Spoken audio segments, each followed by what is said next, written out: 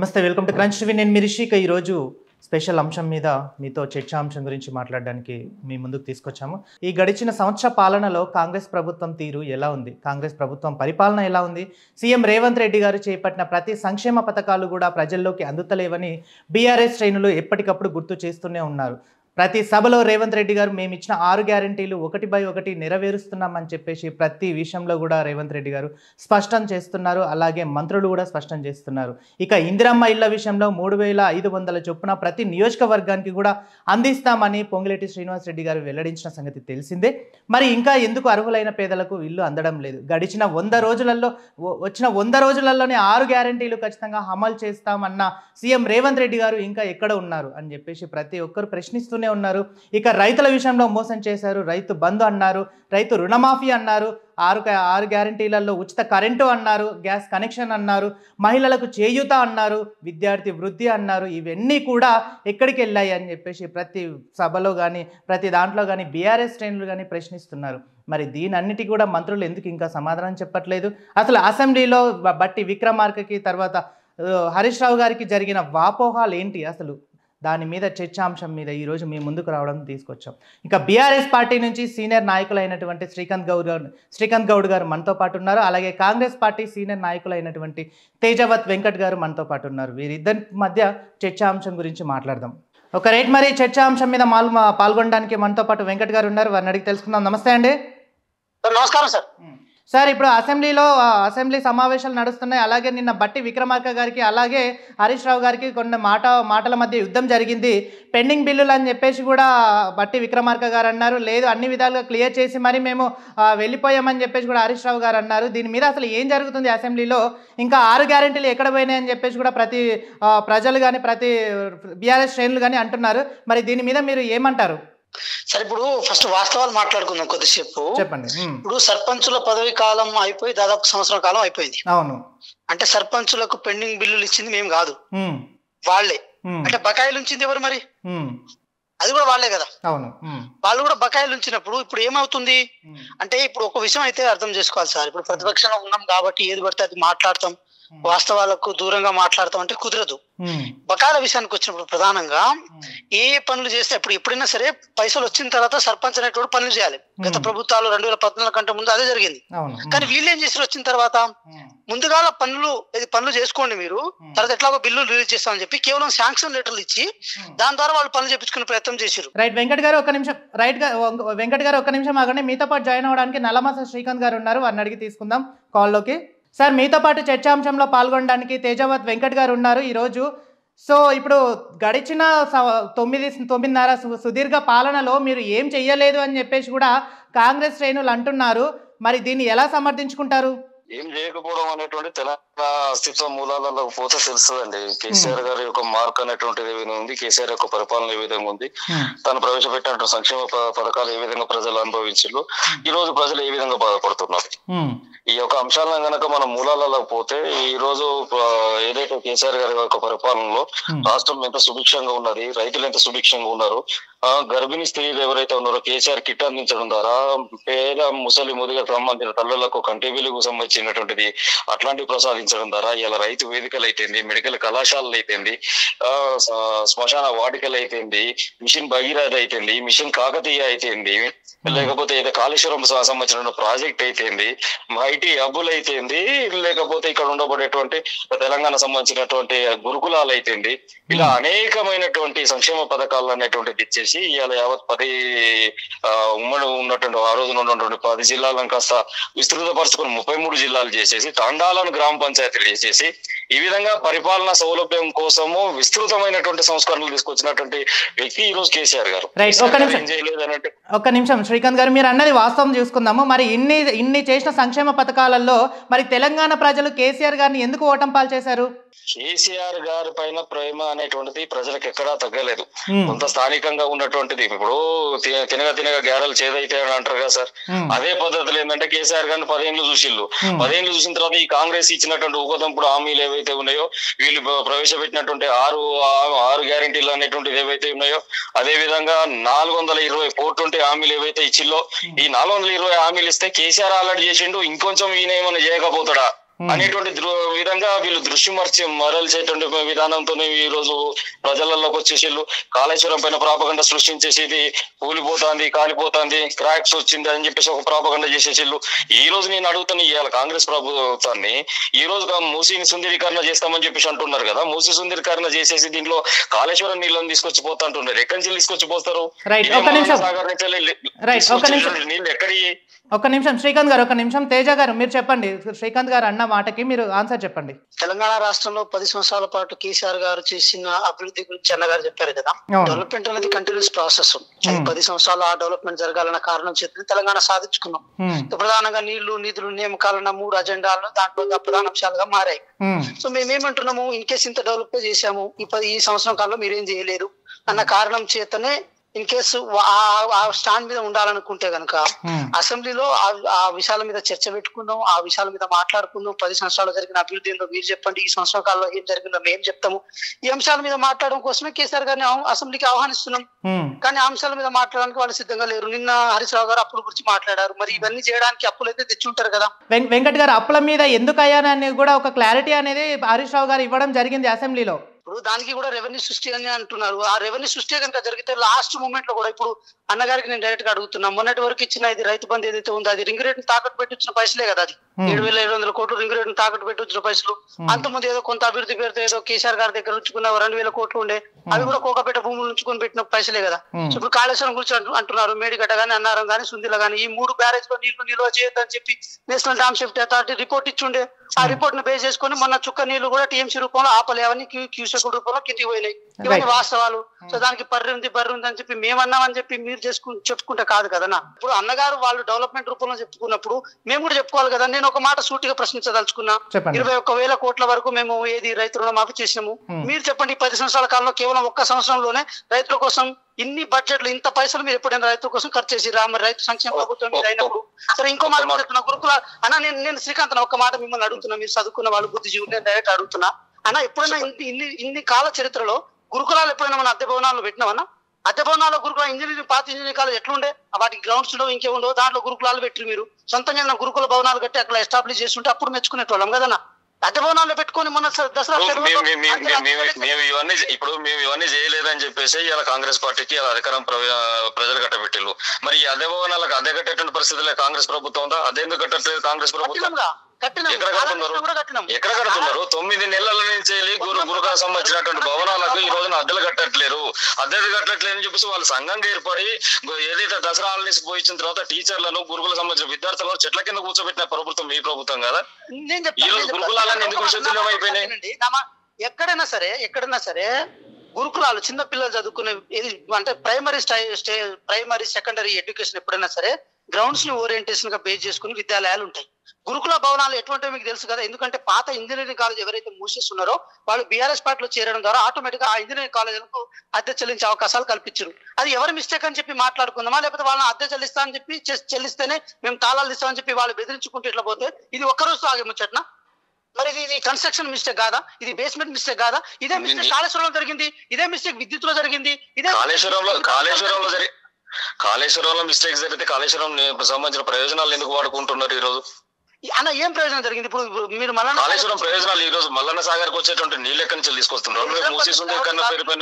మూసీ సుందరీకరణ పైన ఈ రోజు నారాయణపేట లిఫ్ట్ ఇరిగేషన్ ఏదైతే ఉందో సుందీలకు సంబంధించినటువంటి దాంట్లో కూడా 80 కోట్ల రూపాయల ప్రజాధనాన్ని దుర్వినియోగం చేస్తే ఈ రోజు తీసుకుపోయి ఆ మెగా కృష్ణారెడ్డి కంపెనీకి ఇస్తే 80 కోట్ల రూపాయల సుంకిశాల గొడగొట్టిన బాధ్యులు ఎవరు? వాళ్ళపైన చర్య తీసుకోవాలని చెప్పేసి ఈ రోజు అధికారులు, ఇరిగేషన్ అధికారులు చర్య తీసుకోమనంటే ఈ రోజు నారాయణపేట మామూలు సంబంధించినటువంటి టెండర్లకు వాళ్ళకి ఎందుకు కట్టుబెట్టి మెగా కృష్ణారెడ్డికి అన్న నేను ఒకటి బ్లాక్ లిస్ట్ లో పెట్టినటువంటి వాళ్ళని కూడా మీరు కట్టబెట్టుకున్నారు. ఈ రోజు నేను ఒకటే అడుగుతున్నాను, గురుకులాల గురించి మాట్లాడినప్పుడు గురుకులాలకు సంబంధించినటువంటి సొంత భవనాలు అనేటువంటి లేవు, అదే భవనాల్లో నిర్వహణ చేసిళ్ళు. సరే అదే భవనాలను నిర్వహణ చేసిళ్ళు. ఈ ప్రభుత్వం అప్పుడున్నట్టు ప్రభుత్వం పక్కా సంబంధించినటువంటి భవనాలను కట్టలేకపోయిందని ఈ రోజు మీకు అధికారం ఇచ్చిండ్రు. ఈ 12 నెలల కాలంలో ఎక్కడనైనా మీరు ఎక్కడ మీరు సొంత భవనాలు, నేనేమంటున్నాను సొంత భవనాలు ఎక్కడైనా కట్టిల్లా? ఈ రోజు నేను అడుగుతున్నా 850 మంది విద్యార్థులు ఈ రోజు అస్వస్థత గురైలు ఈ గురుకులాల్లో నాసిరకమైనటువంటి ఫుడ్ అందించడం ద్వారా ఈ రోజు ఇప్పటికీ 48 మంది విద్యార్థులు అసూలు బాసీలు పాడనెక్కిళ్ళు ఈ యొక్క గురుకుల నిర్వహణ సక్రమంగా లేక ఇదే రైతులకు బీడీలు ఇచ్చినటువంటి సంబంధించి 35 మంది రైతులను ఈ రోజున సంగారెడ్డి సెంట్రల్ జైల్లో పెట్టినటువంటి ఎవరు రైతుల పక్షపాత మీరు అది పోలీస్ అత్యుత్సాహం ద్వారా జరిగినటువంటి సంఖ్యలు ఏవైతే ఉన్నాయో మీరు ప్రభుత్వాన్ని ప్రాపగండా చేసిల్లు ఈ రోజు 35 మంది రైతులను తీసుకుపోయి జైల్లో పెట్టిల్లు కదా. ఎందుకు చిత్రీకరణ చేస్తున్నారు?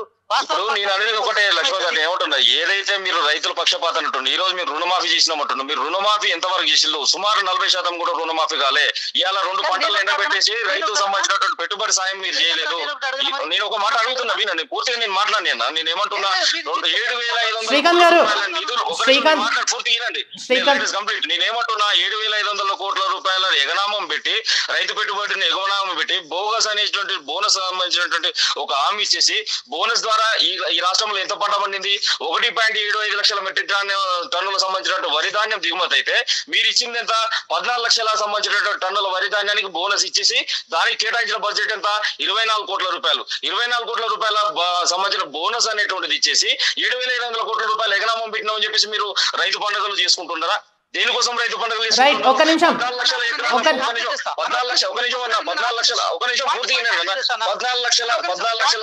కంప్లీట్ చేయండి. రైతుల పాయింట్ కాబట్టి చెప్తున్నా 14 లక్షల. వెంకట్ గారు ఒక నిమిషం శ్రీకాంత్ గారిని కంప్లీట్ చేయమని. వెంకట్ గారు ఒక నిమిషం శ్రీకాంత్ గారిని కంప్లీట్ చేయమని. ఎకరాలకు సంబంధించినటువంటి భూమి ఇక్కడ ముచ్చర్లలో ఫార్మాసిటీ హబ్ కోసం రెడీగా ఉంటే ఫార్మా క్లస్టర్లు ఏర్పాటు చేసేసి ఫార్మర్స్ పైన ఇలా బుల్డోజర్స్ తీసుకుపోయి ఈ లగచర్ల బాధితులను ఈ విధంగా మీరు ఆడుకుంటున్నారు. ఈ రోజు మీ మంత్రి శ్రీధర్ బాబు ప్రాతినిధ్యం వహిస్తున్నటువంటి ఏదైతే కాన్స్టిట్యూన్స్ ఉందో ఆ కాన్స్టిట్యూన్స్ లో కూడా ఉమ్మడి భూపాలపల్లి జిల్లాలో పలిమేల దగ్గర కూడా ఈ రోజు 300 ఎకరాలకు సంబంధించిన రైతాంగానికి సంబంధించిన భూమిని అన్యాకాంతం చేసి సిమెంట్ ఫ్యాక్టరీలకు దారాదత్తం చేస్తున్నాం అని చెప్పేసి మీరు ఈ రోజు రైతు పండుగలు చేస్తున్నారు. దేనికి చేస్తున్నారు అన్న? శ్రీకాంత్ గారు ఒక నిమిషం చెప్పండి. ఇప్పుడు నేను ఒకటి చెప్తున్నానా, ఇప్పుడు 10th క్లాస్, ఇప్పుడు ఈ సంవత్సరం 10th క్లాస్ అందరిది అయిపోయింది అనుకుందాం. ఒక 5 లక్షల మందికి అప్రాక్సిమేట్ అయిపోయింది అనుకున్నాం. ఈ 5 లక్షల మందిలో 5 లక్షలు గవర్నమెంట్ జూనియర్ కాలేజీలో చేరరు. గవర్నమెంట్ జూనియర్ కాలేజీలో చేరిన ఇక్కడ ఇంత అయింది అక్కడ ఇంత అయింది చెప్పడానికి లేదు. ఆ కంపారిజన్ ఉండదు. నేనేమంటున్నానంటే శ్రీకాంత్ గారు, ఆ పండిన పంట ఎవరైతే మనం మన ఐకేపీ సెంటర్ లో వేస్తారో వాళ్ళకు మాత్రమే బోనస్ ఇస్తారు. అది బేసు. నేను ఒక మాట చెప్తా, రైతు రుణమాఫీ ఇస్తాను ఒక మాట చెప్తా. 1,00,000 లోపు అని చెప్పి కేసీఆర్ గారు అన్నారు. గత ప్రభుత్వంలో 1,00,000 లోపు అన్నారు. అంటే 99,999 రూపాయలు అయితేనే రుణమాఫీ అవుతుంది. 1,00,000 అయినా కాదు, 1,00,000 కానే కాదు. అది మీరు పెట్టిన రెస్ట్రిక్షన్. దానివల్ల మీరు చేసింది కేవలం 7,000 కోట్లు. మొత్తం ముక్కి మూలికి చేసింది 7,000 కోట్లు. తర్వాత ఏంటంటే ఈ ప్రభుత్వం వచ్చిన తర్వాత కేవలం సంవత్సరం కాలంలోనే 2 లక్షల వరకు అని అన్నారు. 2 లక్షల వరకు అంటే మళ్ళీ లోపాన్ని కొర్రీలు పెట్టలే. అంటే ఇప్పటి వరకు 21,000 కోట్లు మేము దాన్ని రుణమాఫీ చేసినాం. ఇంకా చేయాల్సిన అమౌంట్ ఏదైతే ఉందో అది కూడా చేస్తామని చెప్తున్నాం. అది కూడా అబద్ధాలు ప్రకటించడం ఎందుకు? ఈ రోజు రుణమాఫీ కాలేదని చెప్పొచ్చు కదా. పూర్తిగా రుణమాఫీ అయింది అని చెప్పేసి ప్రకటన ఎందుకు చేసి నీ మంత్రి, నీ ఉప ముఖ్యమంత్రి ప్రకటిస్తాడు, నీ ముఖ్యమంత్రి ప్రకటిస్తాడు, నీ పొంగులేటి ప్రకటిస్తాడు. ఇంతమంది ప్రకటించి ప్రజలు ఎందుకు లోపాలు చేస్తున్నారు? నన్ను ఆన్సర్ చెప్పనేరా? చెప్పండి. నేనేమంటున్నా ఇప్పుడు నేను అనేదాన్ని మీరు ఇంకా రుణమాఫీ చేయలేదని చెప్పి ఈ రోజు మీరే అనుకుంటున్నారు కదా. ఒక నిమిషం, నా సైడ్ క్వశ్చన్ మీకు ఒకటే. సైడ్ క్వశ్చన్ చెప్పండి. 10 సంవత్సరాల కాలంలో ఒక్క సంవత్సరంలో ఇన్ని వేల కోట్ల వరకు రైతులకు ఖర్చు చేశారని చెప్పి నిరూపిస్తే నేను ఇప్పుడు ట్వీట్ అయిపోతా. రైట్, మీరు అన్నది కూడా కరెక్ట్ అండి వెంకట్ గారు. మీరు మేనిఫెస్టోలో ఇచ్చినటువంటి హామీలనే నిర్వహించలేదు. రైతులకు మీ మేనిఫెస్టోలో చెప్పినటువంటి హామీలను కూడా మేము నిర్వహించినాము. ఈ రోజు అన్న నేను ఏమంటున్నా, రైతులకు డిఏపి కొరత, ఎరువుల కొరత. నాకు ఒకటే క్వశ్చన్,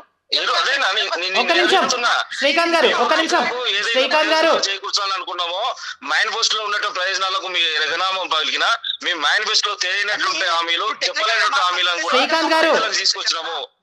సరిపోతేమో సైడ్ క్వశ్చన్ ఒకటే. నేను చరణ్ గారి ద్వారా మిమ్మల్ని డైరెక్ట్ అడుగుతున్నా, మీ 10 సంవత్సరాల కల్లా ఒక సంవత్సరం మనం యావరేజ్ గా తీసుకుందాం. ఆ ఏదో ఒక సంవత్సరం ద బెస్ట్ ఇయర్ అనుకుందాం.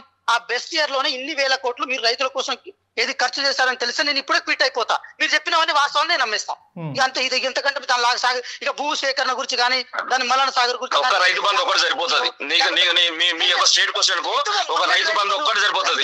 ఈ యొక్క రాష్ట్రంలో రైతు బంధు అనేటువంటిది ఇచ్చినటువంటి ఏకైక సర్కార్ ప్రపంచంలో ఈ యొక్క ఏ దేశంలో ఎక్కడ కూడా లేని సంస్కరణ ఇది. ఆఫ్టర్ అవుటర్ ఒక్క రింగ్ రోడ్డు భూములలో లేకపోతే కోకాపేట భూములో కాదు, ఈ రోజు మీరు అమ్ముతున్నారు కదా భూములను. నా మాట వినండి. పేరు మీద రైతాంగాన్ని మోసం చేస్తున్నారు కదా, RRR పేరు మీద సర్వే చేస్తున్నారు కదా. అదే ఆ డిపిఆర్ ప్లాన్ ఎందుకు తొంగలు దొక్కుతున్నారు, మూసి సంబంధించినటువంటి రైతులను భయభ్రాంతులు ఎందుకు చేస్తున్నారు, ఇవన్నీ మీరు భూములు అమ్ముకోవడానికి చేస్తలేరా?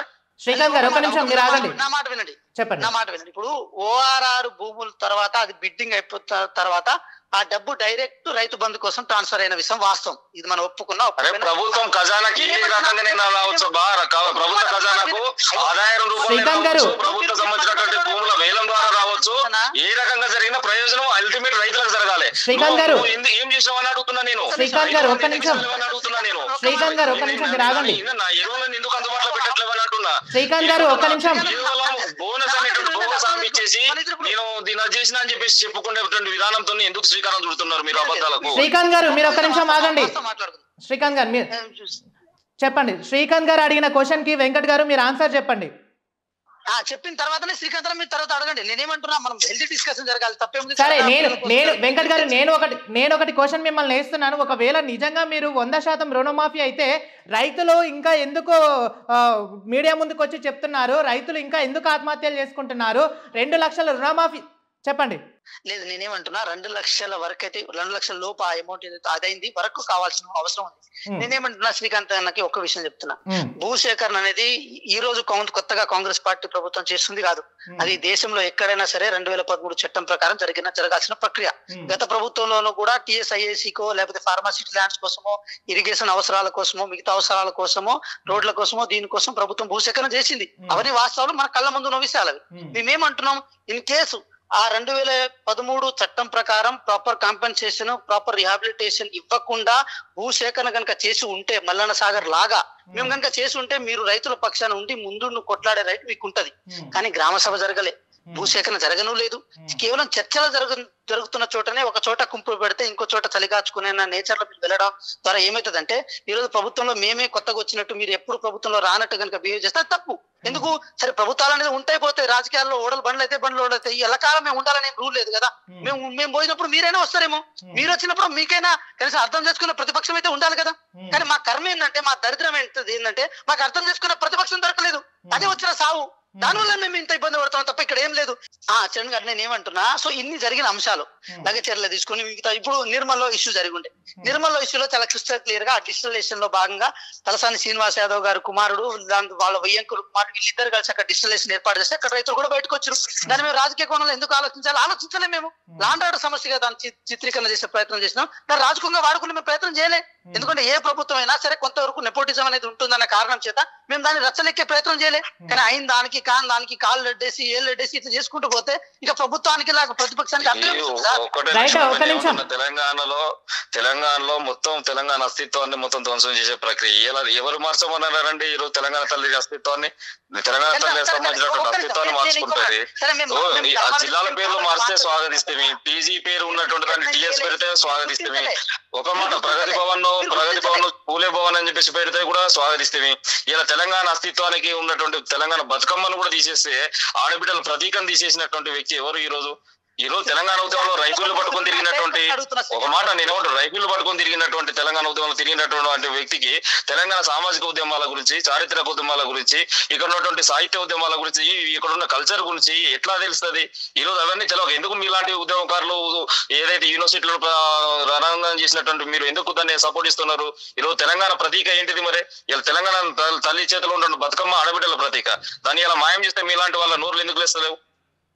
నేను ఒక మాట అడుగుతాను శ్రీకాంత్, ఇప్పుడు ఇన్ కేసు గత తల్లి విగ్రహాన్ని కనుక మీరు అఫీషియల్ గా రికగ్నైజ్ చేసి ఉంటే ఈ తల్లి విగ్రహాన్ని సృష్టించే అవసరం ఉంటేనా? ఎందుకు చేసేది కదా, దానిపైన సర్టన్ జీవో కూడా ఉంది కదా. డెఫినెట్లీ ఉంది. ఆల్రెడీ దాన్ని నిన్న శ్రీమతి కవిత గారు దానికి సంబంధించినటువంటి జీవోను కూడా బయటికి తీసుకొచ్చేసి నిన్న డిస్ప్లే చేసి ప్రెస్ మీట్ లో కూడా కండక్ట్ చేయడం జరిగింది. మన తెలంగాణ గేమ్, తెలంగాణ తల్లి విగ్రహం అఫీషియల్ గా లేదు, దానికి జీవో లేదు. అందుకోసం గవర్నమెంట్ ఇప్పుడు ఇన్ కేసు పాత జీవో కనుక ఉంటే రీప్లేస్మెంట్ జీవో ఇచ్చేది కదా. ఎవరు మన సెక్రటరీ గారు రీప్లేస్మెంట్ జీవో ఇస్తే నేను ఒకటి అడుగుతున్నా బ్రదర్, ఏమంటున్నా, మన రాష్ట్రంలో వరి పండుతుంది, మన రాష్ట్రంలో గోధుమ పడుతుంది, సజ్జలు రాగులు పండుతున్నాయి. ఈ రాష్ట్రంలో ఉన్నటువంటి తెలంగాణ తల్లి చేతిలో ఉన్న కంకిని పెట్టిల్లు ఏదో ఈ కంకి అనేటువంటిది ఈ పంట ఏదైతే ఉందో మిగతా పక్కకు ఉన్నటువంటి రాష్ట్రాల్లో కూడా ఉంటుంది. అంటే ఈ రాష్ట్ర ప్రతీకను ఒక పంటలో, ఒక వాణిజ్య పంటలలో, ఒక పంటలో చూస్తామా? ఈ రాష్ట్ర ప్రతీకను మనం సంస్కృతిలో చూస్తామా? ఈ సంస్కృతి ఎక్కడ కనిపిస్తుంది? ఈ సంస్కృతి కేటీఆర్ గారి పేరు దొడ్డి కొమరాయో లేకపోతే జయశంకర్ పెట్టకుండా పోయి తారక రామారావు గారు అని చెప్పి ఎన్టీ రామారావు పేరు ఎందుకు పెట్టుకున్నారని ఇక పేర్లు లేవా? నేనేమంటున్నా, ఆయనకు ఉన్నటువంటి అభిమానాన్ని ఆయన ఆడుకుంటాం, దానికి దీనికి సంబంధం ఎక్కడ చెప్తున్నా నేను. అభిమానం ఇది జాతికి సంబంధించిన సమస్య, అది వ్యక్తి సంబంధించిన సమస్య. దాన్ని రుద్దే ప్రయత్నమే చేస్తలేదు శ్రీకాంత్. నేను అసలు నా ఉద్దేశం, నేను ఒక మాట అడుగుతున్నా, దీనికి నాకు సూటిగా సమాధానం చెప్పు. నేనేమంటున్నా, ఈ రోజు భరతమాత విగ్రహాన్ని శ్రీకారం చుట్టినటువంటి ప్రభుత్వం ఎవరు? కాంగ్రెస్ ప్రభుత్వం. స్వతంత్రం రాకముందుకే భరతమాతను తీసుకొచ్చి పెట్టిల్లు. ఈ రోజు సాయుధ రైతాంగ పోరాటంలో పోరాడినటువంటి వీరవనిత ఈ రోజు సాకలైలమ్మ. అట్లాంటి రూపాన్ని మేము ఇచ్చిన ఒక పోరాట యోధుల రూపాన్ని ఇచ్చినాం. ఒక సామాన్యమైనటువంటి తరగతి మధ్య తరగతి కుటుంబాలకు సంబంధించిన తల్లి రూపాన్ని మేము ఇచ్చినాం. ఈ రోజు మన తల్లులు ఇట్లుంటారు అని చెప్పేసి ఒక పేదరాలుగా, ఒక దీనావస్థలో ఉన్నటువంటి తల్లిని ఈ రోజు తెలంగాణ సంబంధించిన సమాజం పైన మీరు వృద్ధి ప్రయత్నం చేసిండ్రు. నేనేమంటున్నా, అదే విధంగా కనుక మీరు చూస్తే రాజసంక్రమ సిద్ధాంతానికి ఎదురోటి పోరాడినటువంటి ఝాన్సీ లక్ష్మీబాయి యొక్క ముఖ కవలికలతో భరతమాత విగ్రహాన్ని మీరు ఎందుకు పెట్టలేదు? నైటింగల్ ఆఫ్ ఇండియాగా ఉండబడేటువంటి సరోజినీ నాయుడు సంబంధించినటువంటి రూపం ఉండే విధంగా ఎందుకు పెట్టలేదు? దుర్గాబాయి దేశ్ముఖ్ లాంటి స్వతంత్ర పోరాట యోధురాలు ఉంది కదా, ఆమె కవలికలు వచ్చే విధంగా భరతమాత విగ్రహం ఎందుకు లేదు? దేవతామూర్తి విగ్రహంగా ఈ రోజు భరతమాత ఎందుకు ఉన్నది? ఇక్కడ ఉన్నటువంటి తెలంగాణ తల్లి ఎందుకు ఉండదు? నాకు ఒకసారి ఇంకో మాట, ఇదే ఉమ్మడి ఆంధ్రప్రదేశ్ రాష్ట్రంలో మనం అందరం ఉన్నాం కదా, అదే ఉమ్మడి ఆంధ్రప్రదేశ్ రాష్ట్రంలో కూడా గెజిట్లు ఉన్నాయి, విగ్రహాలకు సంబంధించినటువంటి ఉన్నాయి. ఆమె బంగారు ఆభరణాలు పెట్టుకుంటే, బంగారు కిరీటాలు పెట్టుకుంటది, చీరలు పెట్టుకుంటే బంగారు పూర్ణ కుంభంతో స్వాగతం పలుకుతుంది. ఈ రోజు అక్కడ జగన్ అధికారంలోకి వచ్చిండు, తర్వాత చంద్రబాబు నాయుడు అధికారంలోకి వచ్చిండు, ఎవరు కూడా మార్చలేదే. ఇప్పుడు నేను చెప్తా దానికి ఆన్సర్. ఇప్పుడు నేనేమంటున్నా, ఇప్పుడు తెలంగాణ తల్లి విగ్రహంలో నా తల్లిని చూసుకోవడం నాకు తప్ప? తల్లిని దేవతామూర్తిగా చూసుకోవడం తప్ప? అంటే ఇప్పుడు నా తల్లిని అయితే కిరీటం పెట్టలేనుగా? ఎందుకు పెట్టద్దు? తల్లికి నువ్వు గురుజెత్తు బంగారం చేస్తావు చేయించవు, తులవెత్తు బంగారం అనేది చేస్తావు చేయించవు మన నిజ జీవితంలో. కానీ మన తల్లి, ఒక మాట, మన తల్లిని దేవతామూర్తిగా కొలుచుకుంటాం, అమ్మ అంటేనే దైవం అనుకుంటాం. అలాంటి రూపాన్ని మన తల్లికి తీయడం ద్వారా ప్రతి ఊర్లో ధూమ్ధాములు కేంద్రంగా జరిగినటువంటి తెలంగాణ విగ్రహం కదా, ప్రజాక్షేత్రంలో వచ్చినటువంటి తెలంగాణ విగ్రహం కదా అది. అన్న నేను ఒకటి అంటున్నా, ఇప్పుడు నేనేమంటున్నా అంటే, పోచంపల్లి ప్రాంతం ఉంటదన్న, పోచంపల్లి నల్గొండ, మీ ప్రాంతం ఇటే ఉండొచ్చేమో నాకు తెలియదు, కానీ ఈ పోచంపల్లి ప్రాంతంలో ఈ మెడలో కంటి ఒకటి, చిన్న హారం ఒకటి, దాంతోపాటు కాళ్ళ కడియాలు ఒకటి, ఒక సాధారణ మహిళ మన తల్లికి పుస్తల తాడు ఉండదా? మన తల్లికి పుస్తల తాడు ఉండదా? పుస్తలు ఎక్కడ ఉన్నాయి మన తల్లికి?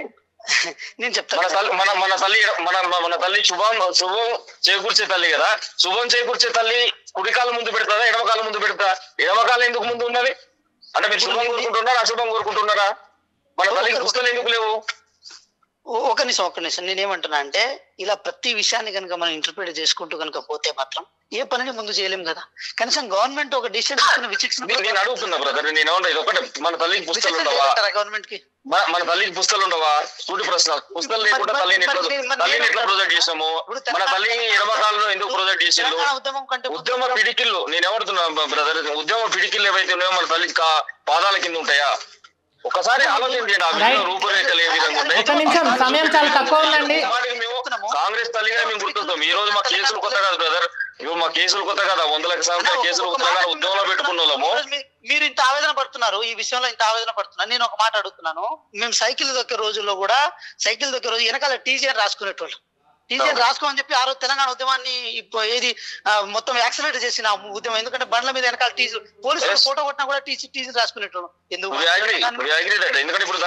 సమయం చాలా తక్కువ ఉందండి, సమయం చాలా తక్కువ ఉంది, మాట్లాడండి. సమయం చాలా తక్కువ ఉంది. ఇంకా ఇంకో విషయం చూసుకున్నట్టయితే 6 గ్యారెంటీలు తెలంగాణలో అమలు కావు అని చెప్పేసి కూడా అంటున్నారు. మరి దానికి మీ సమాధానం ఏంటి? మరి ఇచ్చిన హామీలు కూడా ఎక్కడికి వెళ్ళాయి? కేవలం 2-3 మాత్రమే సక్సెస్ అయ్యాయి, మిగతావి ఎక్కడున్నాయని చెప్పేసి కూడా అడుగుతున్నారు. మరి దానికి మీ సమాధానం ఏంటి వెంకట్ గారు? అన్న నేను ఒకటి అంటున్నా, ఈ వేదిక మీద నుంచి చెప్పండి. ఏం జరిగినాయి ఏం జరగలేదని చెప్పి చెప్పడానికి ఒక కొలమానమే అసెంబ్లీ, ఒక కొలమానం అసెంబ్లీ.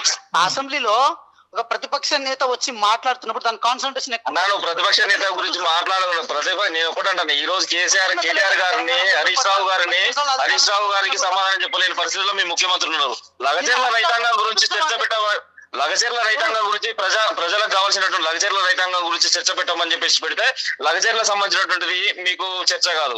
ఇలా అక్కడ ఉన్నటువంటి గిరిజన రైతు ఈరియా నాయకు పైన అమానవీయంగా అన్న నేను మీరు ఒక గిరిజనులు నేను ఏమనుకుంటా మీరు అదే గిరిజన సంబంధించినటువంటి వ్యక్తిని నేను అనుకుంటున్నా.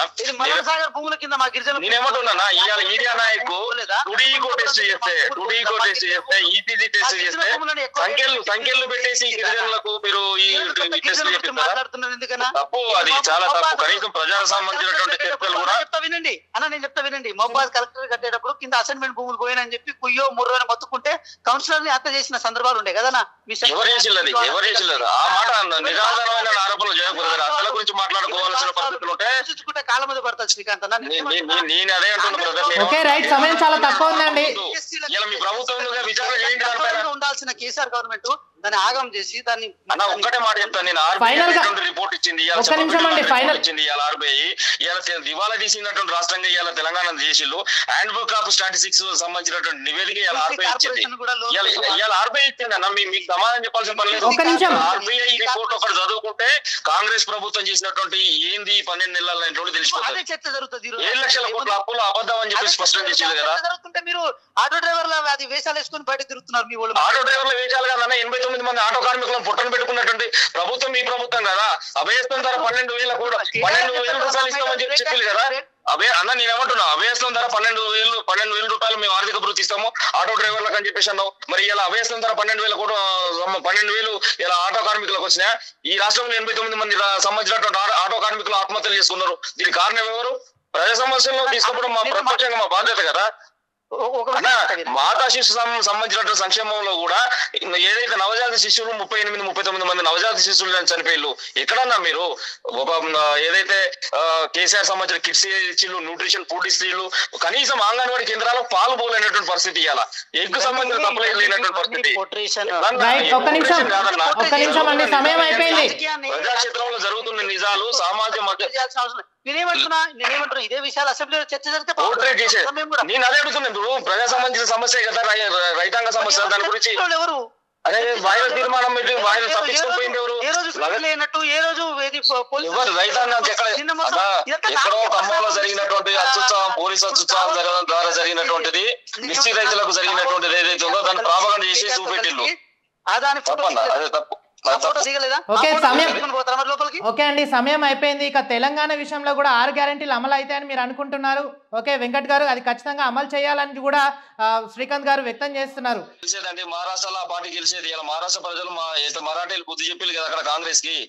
ఇంకా ఎక్కడ ఉన్నది? పక్కకున్న రాష్ట్రంలో ముఖ్యమంత్రి పోయి స్వయంగా పోయి అక్కడ ప్రచారం చేస్తే కూడా గెలవలేనటువంటి పరిస్థితి. అక్కడ డిపాజిట్లు రాలే. 2 ఇండిపెండెంట్ అభ్యర్థులు గెలిచిల్లు రేవంత్ రెడ్డి గారు ప్రచారం చేసిన దగ్గర. Okay thank you so much Srikanth గారు, మీ అమూల్యమైన సమయాన్ని ఇచ్చినందుకు థ్యాంక్ యూ సో మచ్. మా స్పెషల్గా క్రంచ్ టీవీ నుంచి మీకు ధన్యవాదాలు చెప్తున్నాము. థ్యాంక్ యూ సో మచ్ ఈ చర్చాంశంలో పాల్గొన్నందుకు.